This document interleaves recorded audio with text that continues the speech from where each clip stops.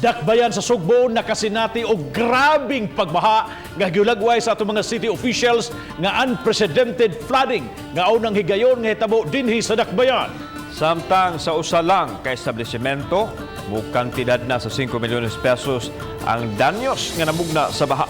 Usa sa gitumbok nga hinungdan sa grabing pagbaha, mao ang mga edipisyo nga natukod sa kasapaan. Ania ang report.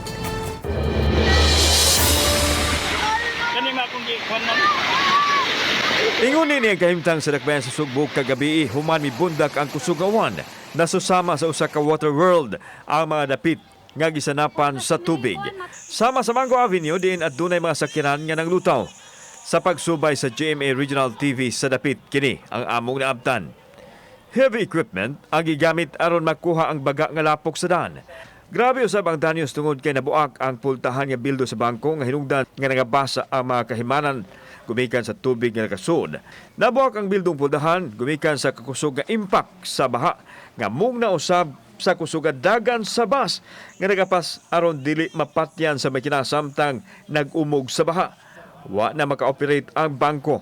Na-impact na siya tungod sa kakusog sa tubig nga naay niagi nga sakyanan.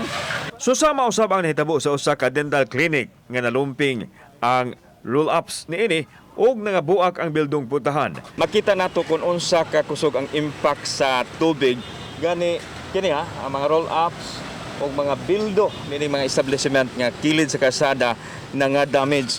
Usa lang sa mga nag-okupar dire, ilang estimate moabot sa kapin 5 million pesos ang damage sa ilahang mga equipment. Bigla yung baha ba, dumating bigla, segundo lang. Tapos may dumaang series, ang lakas. Itong mga namin, binaba namin lahat ng roll-up. Sobrang yan, pumasok lahat ng tubig. Samtang sa video sa mga netizens, makita ang pag-awa sa baha nga midanyos sa mga kaptangan. Wa pa'y gibanaban ang danyos ang Dakbayan. Na ganiha sa meeting with Mayor Ed Lavella, nihangyo taog additional personnel from different departments nga mo-augment nato, no? Isukot to sa taga-engineering nga dapat mag-usa na lang tapok din para kung nay mga floodings mahitabo, inighuman gid ayon maka-assist dayon natong taga-engineering. Gihulagway sa opisyal sa Dakbayan nga unprecedented una hitabo kini sa unang higayon sa Dakbayan. Mga edipisyo nga natukod sa kasapaan, usa sa gitumbok nga hinungdan. Busa mipatawag og tigom ang mayor aron mangita og solusyon sa suliran. Hinon gipahibaw ni Konsehal Jerry Guardo, ang chairman sa Committee on Infrastructure, nga may magamit nga 1.6 billion pesos alang sa flood control program sa Dakbayan.